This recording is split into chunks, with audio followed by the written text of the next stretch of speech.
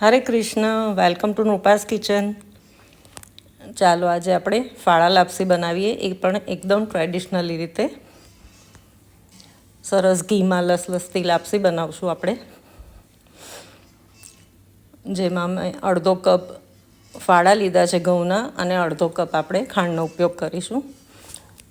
તો ગેસ પર ધીમા તાપે 2 ટેબલ સ્પૂન ઘી ઉમેર્યું છે, ચોખ્ખું દેશી ઘી. તેમાં આપણે ફાળા ઉમેરી દઈશું. અડધો કપ ફાળા લીધા છે તે ઉમેરી દઈશું.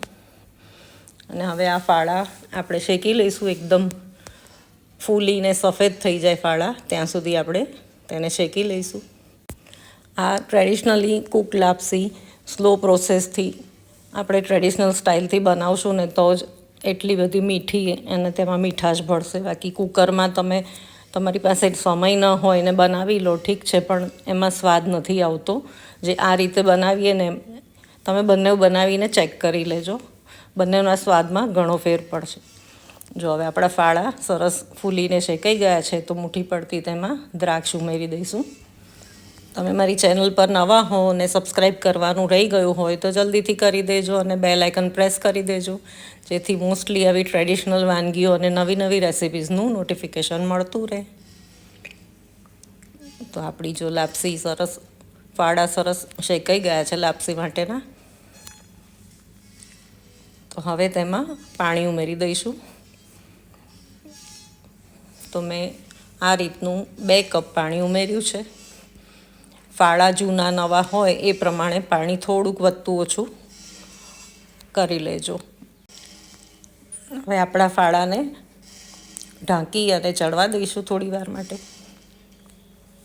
પાણી શોષાઈ જાય ત્યાં સુધી ફાળાને સ્લો ટુ મીડિયમ ગેસ પર આપણે ચડવા દઈશું. જો 15થી 20 મિનિટ પછી ખોલીને જોઈએ તો ફાળા આપણા સરસ ચડી ગયા છે. વિડીયોઝ જોવાનું ગમતું હોય મારી તો જરૂરથી લાઈક કરી દેજો.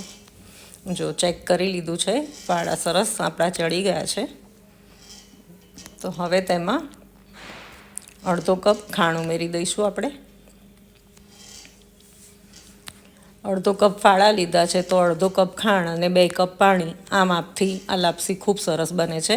અને 2 ટેબલ સ્પૂન ઘી લીધું હતું મેં. હવે તેમાં કાજુના ટુકડા ઉમેરીશું.